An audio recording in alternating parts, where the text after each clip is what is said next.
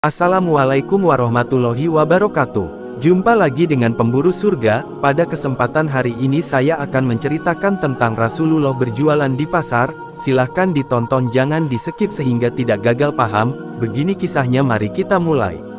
Bismillah. Pedagang yang baik adalah pedagang yang mudah dalam membeli dan mudah dalam menjual. Hadis riwayat Bukhari dari Jabir. Kita mengetahui Nabi Muhammad adalah seorang pedagang yang sukses. Banyak pelajaran dan tauladan dari beliau tentang kiat berdagang yang jujur, amanah, dan dapat dipercaya.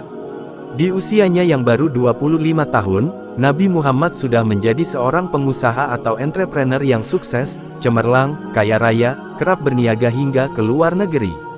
Dilansir dari Berdagang ala Nabi Muhammad, tidak heran jika emas kawin yang diberikan Nabi Muhammad untuk Khadijah tidak tanggung-tanggung, yakni 20 ekor unta dan 12,4 ons emas. Sebuah mas kawin yang besar sekali pada saat itu, bahkan pada hari ini. Jiwa mandiri Nabi Muhammad sudah terbentuk sedari belia. Pada usia kanak-kanak, ia sudah menjadi penggembala kambing untuk memenuhi kebutuhan hidupnya.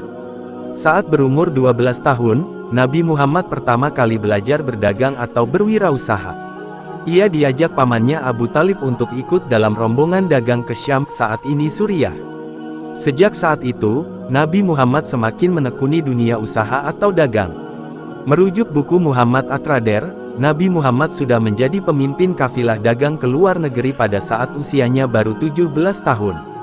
Ia berdagang hingga ke 17 negara lebih. Di antaranya Syam, Yordania, Bahrain, Busra, Irak, Yaman, dan lainnya. Dari situ timbul pertanyaan, apa saja yang menyebabkan Nabi Muhammad bisa menjadi pengusaha yang cemerlang dan berhasil memenangkan persaingan pasar?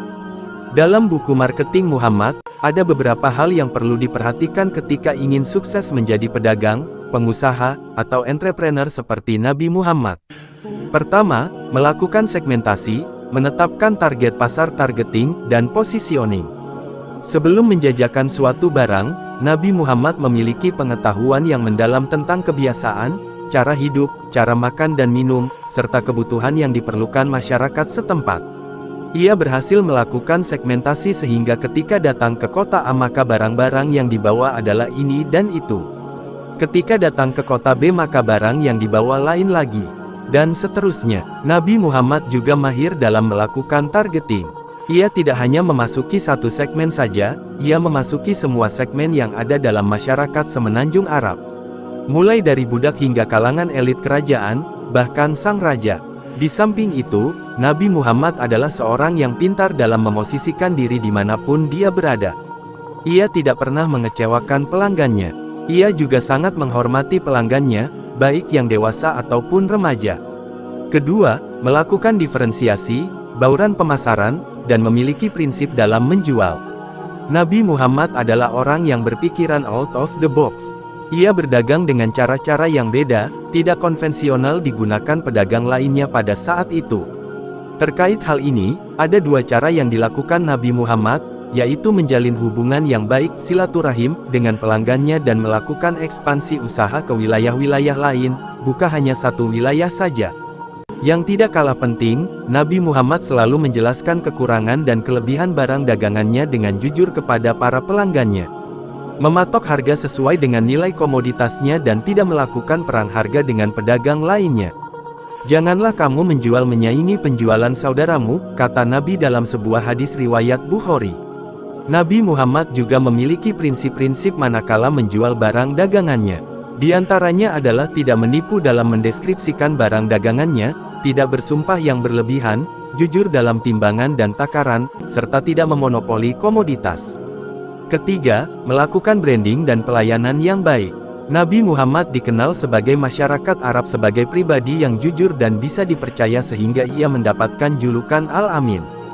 Personal branding ini tidak didapat secara singkat dan ujuk-ujuk, melainkan dalam waktu yang lama. Karena memiliki brand dapat dipercaya, banyak investor yang berinvestasi kepada Nabi Muhammad. Maka tidak heran jika Nabi Muhammad kerap kali berdagang tanpa modal sepeser pun, alias menjualkan barang dagangan orang lain dengan imbalan bagi hasil. Hal itulah yang menghantar Nabi Muhammad SAW menjadi seorang pengusaha atau pedagang yang jujur, profesional, dan disegani siapapun. Nabi Muhammad juga memberikan pelayanan yang terbaik kepada para pelanggannya. Ia sangat ramah dan menghormati pelanggannya. Bahkan, ia mendahulukan kepentingan pelanggannya atas dirinya sendiri. Soal ini, ada sebuah cerita menarik. Suatu ketika Abdullah bin Abdul Hamzah membeli suatu barang dari Nabi Muhammad dan ia berjanji akan menemui Nabi di suatu tempat karena ada urusan tertentu. Naasnya, Abdullah lupa kalau punya janji dengan Nabi Muhammad. 3 hari setelahnya, dia baru ingat dan langsung ke tempat tersebut untuk menemui Nabi Muhammad. Ia terbelalak karena Nabi Muhammad masih ada di tempat itu. Keempat, jujur, ikhlas, dan profesional. Dalam berdagang, Rasulullah mengedepankan sikap jujur, ikhlas, dan profesional. Maksudnya, tidak pernah membohongi pelanggannya dan ikhlas menjalankan usahanya. Meski demikian, Rasulullah adalah seorang yang profesional. Ia selalu mencari cara yang beda dan baru dalam menjual barang dagangannya. Demikianlah kisah Rasulullah, semoga bermanfaat. Akhiru kalam, assalamualaikum warahmatullahi wabarakatuh.